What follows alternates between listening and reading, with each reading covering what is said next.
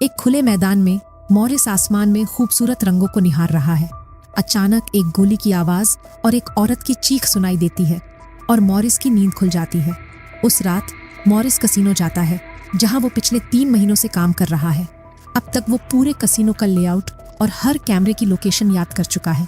उसने सभी एम्प्लॉयज के साथ दोस्ती कर ली है। उनकी पसंद और दिनचर्या को समझकर वो नियमित कस्टमर से भी अच्छी तरह वाकिफ हो गया है। एक अच्छे एम्प्लॉई होने के नाते उसे वीआईपी कस्टमर्स को भी सर्व करने का मौका मिलता है और कभी कभी उसे सीक्रेट्स जानकारियां भी सुनने को मिलती है। अपनी शिफ्ट खत्म होने के बाद मॉरिस अपने चेहरे पर लगे सभी प्रोस्थेटिक्स हटा देता है जो उसकी पहचान छुपाने के लिए थे। पता चलता है कि वो एक धोखेबाज है और कसीनो में अंदरूनी जानकारी हासिल करने के लिए काम कर रहा था। उसने कई मशीन्स और टेबल्स में छोटे छोटे गैजेट्स भी लगाए हैं। 3 महीनों की मेहनत के बाद वो आखिरकार कुछ पैसे जीतने के लिए तैयार है। एक अलग लिबास पहनकर वो कसीनो में दाखिल होता है और अपने फोन का इस्तेमाल करके एक हिडन गैजेट को एक्टिवेट करता है जिससे शफलिंग मशीन से कार्ड्स उड़कर बाहर आ जाते हैं। फिर वो एक टेबल पर जाता है जहां वो अपने मैग्नेटिक डाइस का इस्तेमाल करके जीतता है क्योंकि उसने पहले ही एक बटन लगा दिया था जो रिजल्ट बदल सकता था। अगले पल वो एक वीआईपी कस्टमर के कमरे में जाता है जो सो रहा है क्योंकि मॉरिस ने अपनी शिफ्ट के दौरान उसके ड्रिंक में सेडेटिव मिला दिया था। कार्ड्स के साथ उसने जो उथल पुथल मचाई है उसके बाद वीआईपी प्लेयर्स को प्राइवेट रूम में शिफ्ट किया जाएगा। मॉरिस उस आदमी का गोल्ड पास और उसके महंगे कपड़े चुरा लेता है। अब मॉरिस सर्विस एलिवेटर की ओर भागता है और कंट्रोल पैनल में अपना एक चिप लगा देता है। जब नए कार्ड्स ले जाने वाला एम्प्लॉई उसे देखता है तो मॉरिस खुद को खोया हुआ बताता है और वीआईपी के तौर पर शिकायत दर्ज करने की कोशिश करता है। एम्प्लॉई उसे सही फ्लोर पर ले जाने के लिए सर्विस एलिवेटर में चढ़ जाता है। फिर मॉरिस अपने फ़ोन का इस्तेमाल करके एलिवेटर को रोक देता है और लाइट्स बंद कर देता है। जब एम्प्लॉई मदद लेने की कोशिश करता है तो मॉरिस नए कार्ड्स के बॉक्स को अपने बॉक्स से बदल देता है जिसे उसने पहले ही वहां छुपा रखा था। आखिरकार मॉरिस सब कुछ फिर से एक्टिवेट कर देता है और वीआईपी रूम में दाखिल होता है जहां वो एलेक्स के साथ मुख्य टेबल पर बैठता है। मॉरिस स्पेशल सनग्लासेस पहनता है जो उसे मॉडिफाइड कार्ड्स पर नंबर देखने की अनुमति देते हैं जिन्हें उसने चुपके से अंदर लाया था। जब गेम शुरू होती है तो वो हर राउंड में जीतने से बचता है ताकि शक न पैदा हो और दूसरे प्लेयर्स ज्यादा दाम लगाएं। अचानक मॉरिस के कार्ड्स बदल जाते हैं और उसे इसका एहसास भी नहीं होता। वो अब तक जीते हुए सारे पैसे दांव पर लगा देता है। दूसरे प्लेयर्स भी ऐसा ही करते हैं और मॉरिस को लगता है कि वो जीत गया है, लेकिन वो हैरान रह जाता है जब उसकी बाजी हार जाता है क्योंकि उसके कार्ड्स के नंबर वही नहीं है।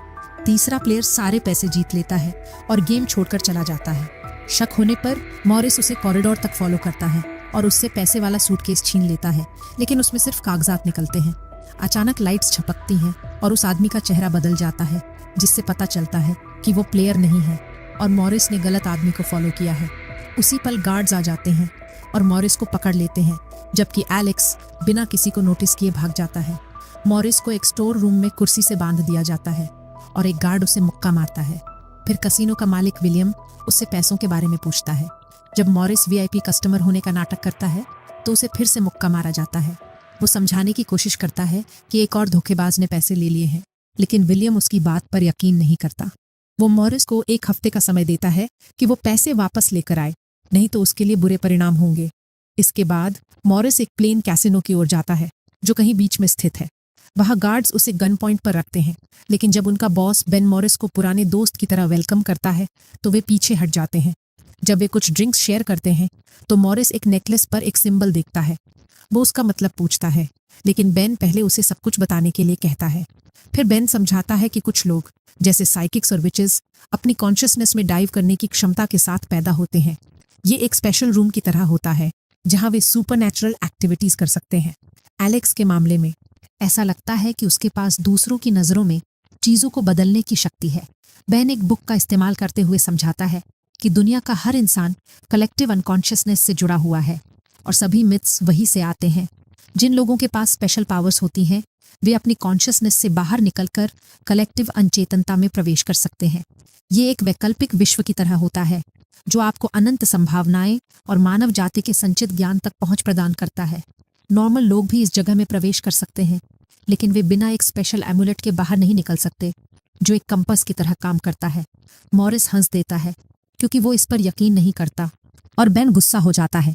वो मॉरिस को एक बुक देता है जिसमें पावर्स वाले लोगों की लिस्ट है और उसे एलेक्स को अकेले ढूंढने के लिए कहता है। अगले दिन एलेक्स गोलम से मिलता है और उसे पैसे देता है। गोलम उसे एक कंपास दिखाता है और उसे मैजिक डोर का इस्तेमाल करना सिखाने के लिए कहता है, लेकिन एलेक्स मना कर देता है, ये कहते हुए कि वो गोलम के साथ काम करना पसंद करता है और उसे खोना नहीं चाहता। गोलम को एक ट्रस्टेड पार्टनर की जरूरत होगी जो उसे नेविगेट करने में मदद करे। वापस मॉरिस की कहानी में वो बेन से लिस्ट में दिए गए लोगों के बारे में पूछता है। बेन कसम खाता है कि वे असली हैं क्योंकि उसने उनकी पावर्स खुद देखी हैं। इससे मॉरिस को एक आइडिया आता है। वो कसीनो को हराने के लिए पावर्स वाले लोगों को हायर करके पैसे वापस ले सकता है। पहले एरिक है, एक अमीर लड़का जिसके पास टेलीकिनेसिस की पावर है लेकिन वो काम नहीं करना चाहता। फिर टोनी है, एक टैक्सी ड्राइवर जो इलेक्ट्रॉनिक डिवाइसेस को कंट्रोल कर सकता है। आमतौर पर वो छोटी चीज़ों के साथ खेलता है, जैसे मीटर को तेजी से चलाना, ट्रैफिक लाइट्स बदलना या पुलिस कार की सायरन्स चालू करना। मॉरिस उन दोनों से मिलता है और उन्हें बहुत सारे पैसे कमाने के लिए एक स्पेशल टीम में शामिल होने के लिए आसानी से मना लेता है। अगला केविन है, एक हिप्नोटिस्ट जिसे उसके पेरेंट्स ने मेंटल इंस्टीट्यूशन में भेज दिया था। डॉक्टर्स उससे बहुत पैसे कमाते हैं क्योंकि वो लोगों को प्रोग्राम करके उनकी डिप्रेशन ठीक करता है। मॉरिस उससे इंस्टीट्यूशन में मिलता है और उसे भागने के लिए मना लेता है। जब एक नर्स उन्हें देखती है और उनका पीछा करती है तो एरिक एक डिस्ट्रैक्शन पैदा करता है जिससे दूसरे पेशेंट्स बेहतर लिविंग कंडीशंस की मांग करते हुए प्रोटेस्ट शुरू कर देते हैं। जब पेशेंट्स नर्सेस का रास्ता रोकते हैं तो टोनी अपनी पावर का इस्तेमाल करके एक एम्बुलेंस चुरा लेता है और क्रॉसिंग गेट खोल देता है जिससे ग्रुप भागने में कामयाब हो जाता है। अगले दिन वे कसीनो में चीट करने के लिए अपनी पावर्स का इस्तेमाल करने और चुपचाप कम्युनिकेट करने के लिए जेस्चर्स का अभ्यास करते हैं। एरिक अपनी टेलीकिनेसिस का इस्तेमाल करके डाइस को मूव करेगा और उसके सबकॉन्शियस स्पेस में वो डाइस को मैन्युअली मूव करता हुआ दिखाई देता है।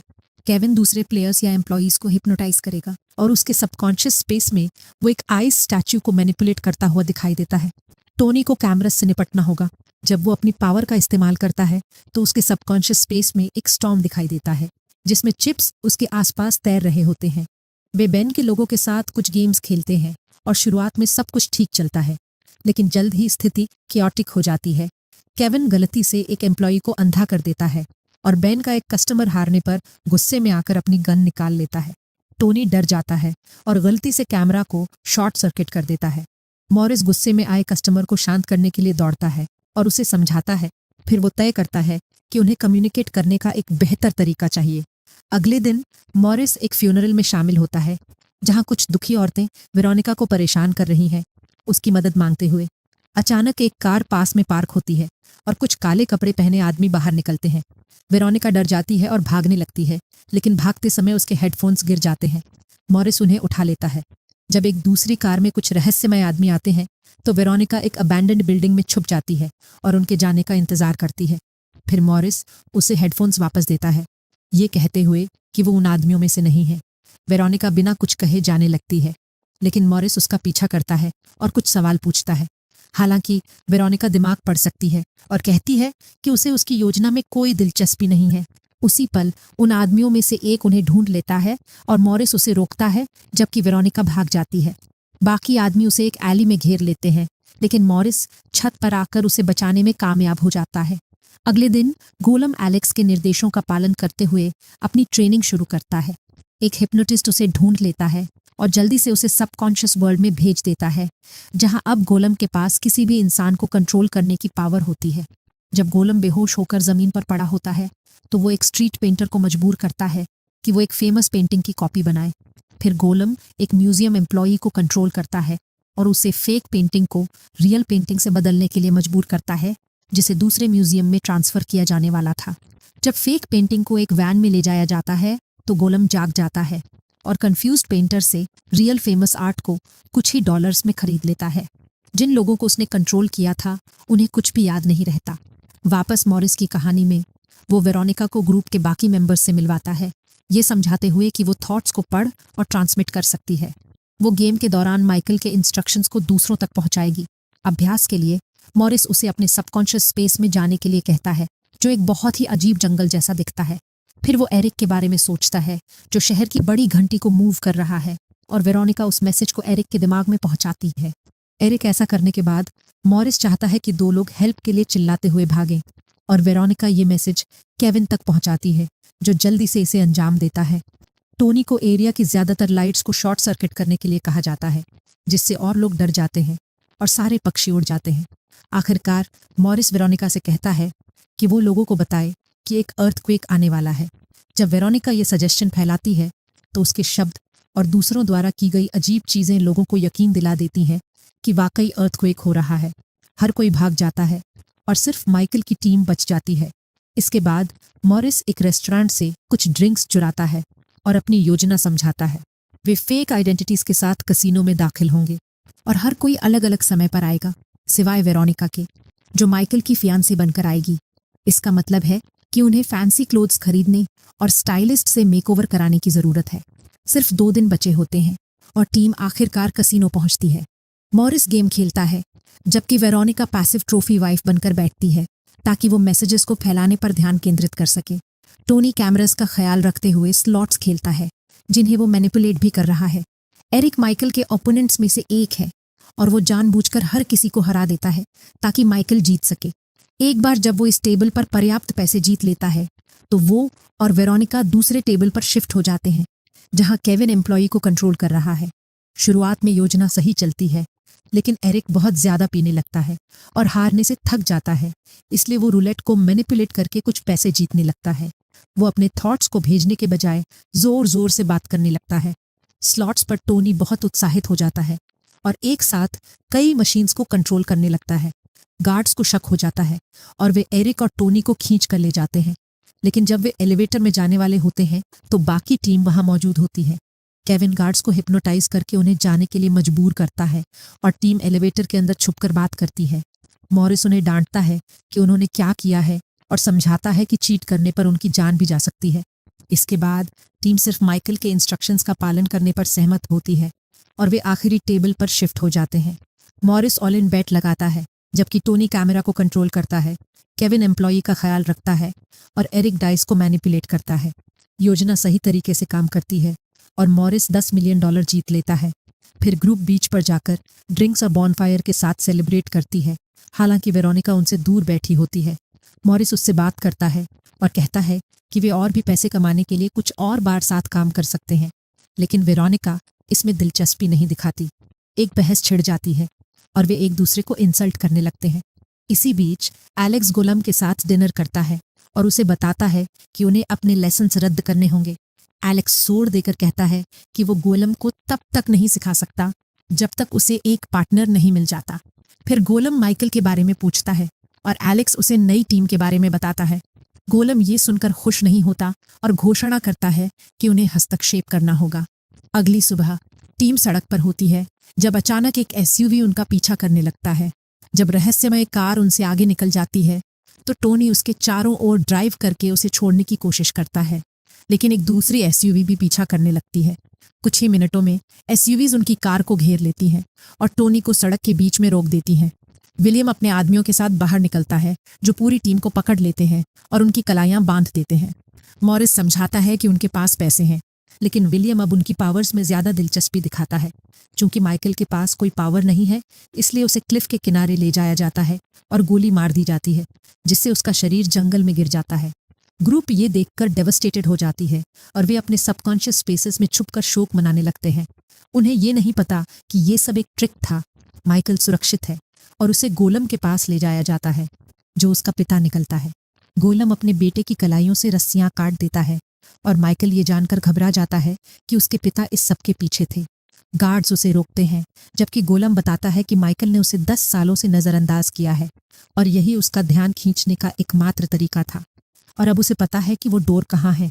कुछ समय बाद विलियम के कसीनो में टोनी, केविन और एरिक को एम्प्लॉइज के तौर पर काम करने के लिए मजबूर किया जाता है ताकि कस्टमर्स को हराया जा सके।